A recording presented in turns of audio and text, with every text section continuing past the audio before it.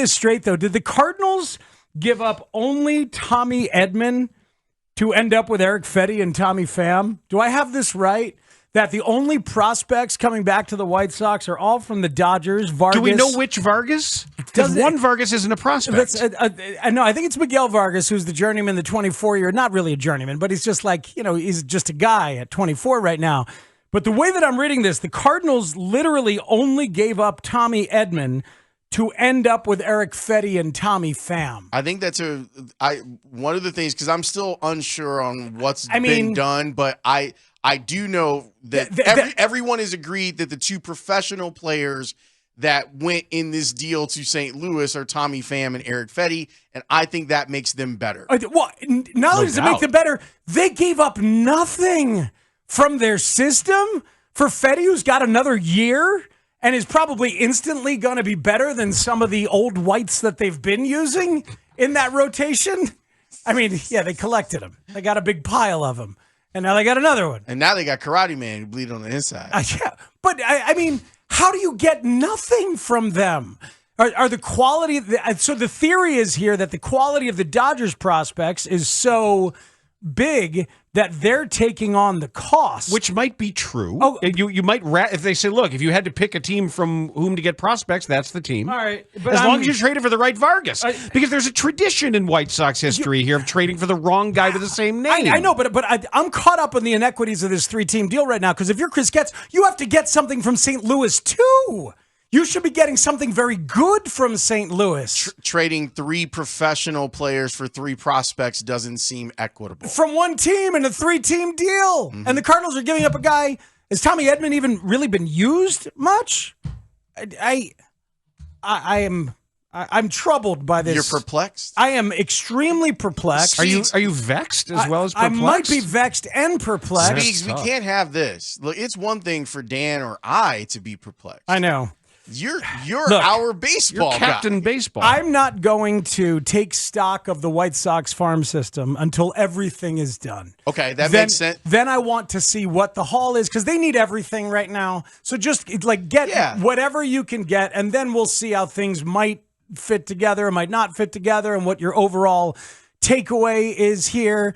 But overall right now, this feels like very little to get for giving up Pham and Fedde and Kopech in the same deal, when the Padres just gave up 3 prospects for Jason Adam from Tampa Bay of consequence. They gave up their number 1, did the Padres, for the reliever Jason Adam, who the Rays fixed after he got discarded from the Cubs in a precursor of what Hunter Biggie might be. Jason Adam, famously the guy that ripped the pride patch off his uniform. Absolutely. Yes, all of that is true. But, man, it's all happening. Jack Flaherty's been scratched from his start tonight for Detroit. All these guys are going to get dealt. Hug watch with Christopher Morel in the dugout. That was rough yesterday. PCA in a celebratory moment in postgame, having to talk about his friend and the energy that is now gone. PCA with some really good at-bats the last couple of days, too. Yeah. I wish I could believe. I wish I could too, but I'll give him the credit for what he did. He drove the ball. He played hard. He took what was probably a double and turned it into a triple. Yeah, that type of stuff. I mean, but he also did get caught in a rundown, which he won. He made it back to first base. Oh, that was amazing. But and him grinning and giggling like a loon. Yeah, textures have it right, because I was looking at the stats and I was trying to figure this out. Tommy Edman hasn't even played this year. So the Cardinals in a pennant race gave up a guy who hasn't even played this year because he's been hurt all year. And so far have ended up with 2 legit major league pieces in Pham and Fedde.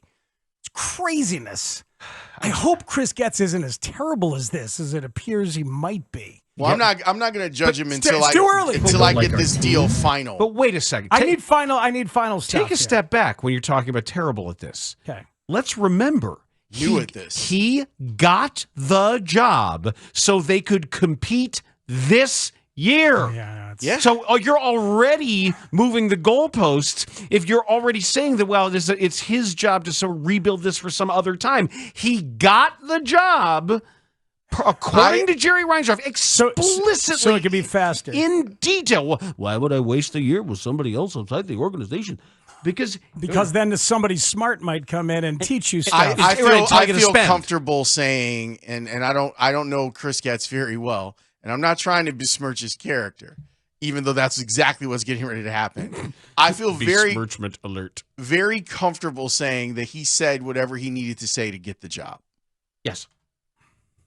And then he got and he may have even believed it. And then he got the job, and he's like, oh, yeah, all that stuff that I was a part of when I worked on the minor league side of this, this is not borne any fruit. And this is really bad. And I don't like this team. But hold them to what the owner said, that he eschewed the idea of a long and exhaustive search where he could get all sorts of free looks at best practices from other organizations and pick the brains of so many smart baseball people. No.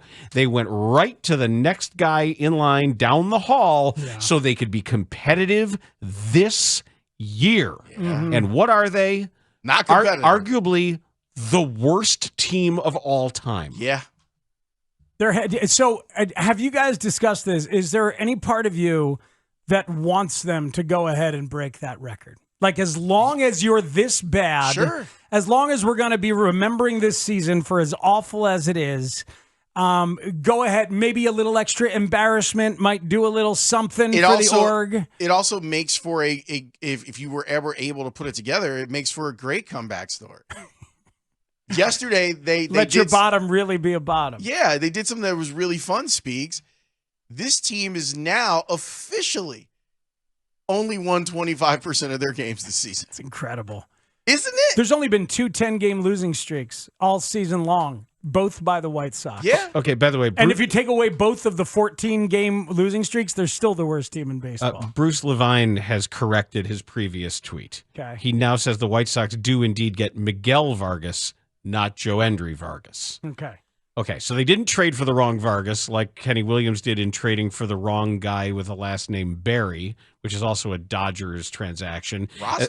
And then there was the Luis Alexander Basabe and Luis something else Basabe deal where they got the wrong Luis Basabe.